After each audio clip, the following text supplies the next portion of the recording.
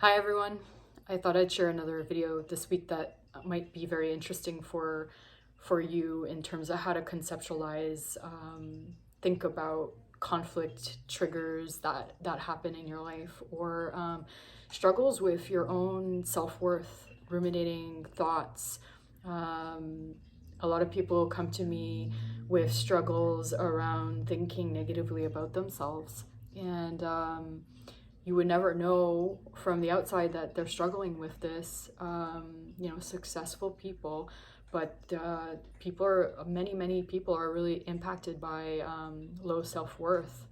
And interestingly enough, oftentimes when there's low self-worth, there can be this like massive amount of like trying to seek out success to compensate for that. And that's by no means to say that that's always the case, but sometimes that's something to even ask yourself, is my drive coming from this authentic place?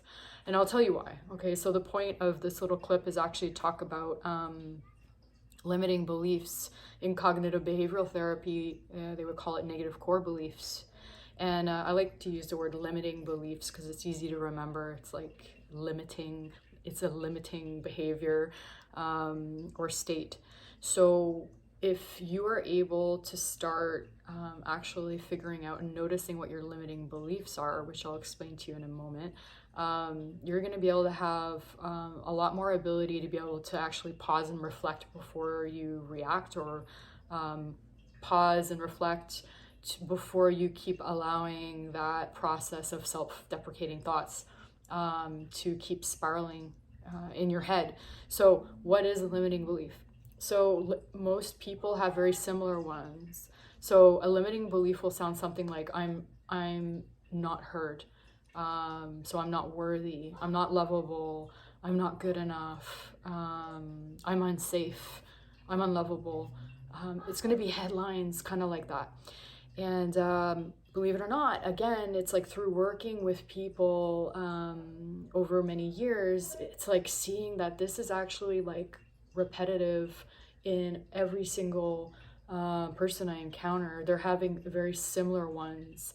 And so if that helps you just understand that also you're not alone in having that struggle with limiting beliefs. Okay, so limiting beliefs are actually formed usually early in life. So from birth all the way up to 5, and during youth they're reinforced. And these negative beliefs are actually we take them on as an interpretation based on the environment and the circumstances that we're living in, and the behavior perhaps of our caregivers, and all of these different factors around our security growing up. And so we actually interpret those in our own unique way, and then start developing all of these limiting beliefs that are not like conscious necessarily, they're unconscious, and they start driving who we are when we step out into the world, how we behave around other people in relationships. A really simple example of that would be due to growing up in a home where maybe there was a mom and a dad. They both argued a lot because there was stress going on, financial stress, stuff like that. One of the limiting beliefs that the child starts taking on is that they have to be they have to accommodate and be perfect, because mom and dad, anytime they had a need, would lose their temper or their patience because they were just really overwhelmed all the time. So the child learns that they need to actually not be their true self in order to stay feeling like they're loved. And the result of that being repeated over and over obviously builds really deep neural pathways of behavior and self-perception. And so you go out later into life, this starts becoming a major problem because you've now set all of these expectations and contracts with people in a way, and how you are going to engage with them.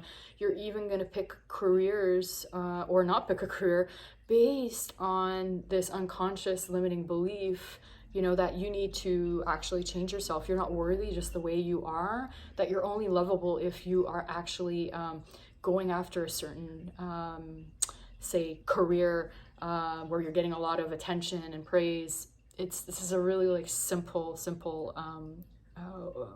way to demonstrate this.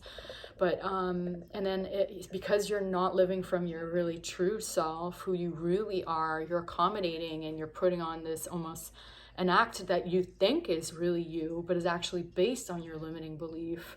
What happens is you hit a wall at a certain point because you're not like really being your true self. And so all of the dynamics around you, even how people respond to you or maybe take from you all the time, take when you're giving, you know, starts really be overwhelming. You hit a wall and you become perhaps burnt out or depressed or spiteful and all that kind of stuff. And then boom, that validates that limiting belief that you hold about yourself, that you're not worthy unless you are X, Y, Z. And so you've then just really deepened that neural pathway of like, yeah, see, you need to like do everything in your power to not really be truly you and do the thing to make other people happy. And so once you start getting the support to actually pick out all of those limiting beliefs, you're going to be able to really start spotting how they're showing up in all of your interactions, whether it be at work, in business relationships, or in your romantic relationships and with your family. And then you're going to have a major piece to begin working on and healing. And you're going to be able to start identifying, you know, how familiar does this pattern feel? When do you feel like it started? And then you can start doing the deeper emotional work, more experiential work that goes beyond just the cognitive noticing, that really can have a much deeper healing and change. And so we want to then restructure and add in, beliefs and behaviors that support your true authentic self, and exploring and figuring out what that even is for some people. And trying to shed away this mask that we put on to try to get away from the thing that we were kind of holding on, or the parts of us that we were trying to hide.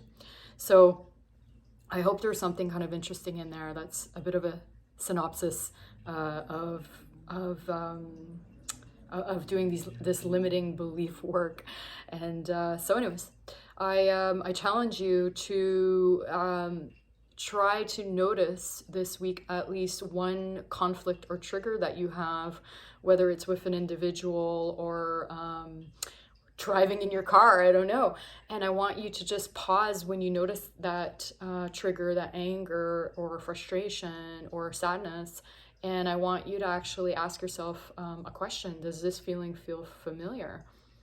And then from there, I want you to actually try to ask yourself, what am I believing about myself when I'm actually experiencing this with this individual or this situation? And again, it's going to sound like a headline of something like, I'm not worthy, or I'm not lovable, I'm not being heard, I'm not being respected. And then I want you to ask yourself, how familiar is it in my life historically to feel like I've been deeply disrespected or unloved or unworthy? And that's going to start giving you some interesting information that will hopefully start empowering you to create change in your life. Hopefully this video was helpful. It wasn't as brief as I wanted it to be, but there you go. Have a beautiful end of week, everybody, and I will see you next time.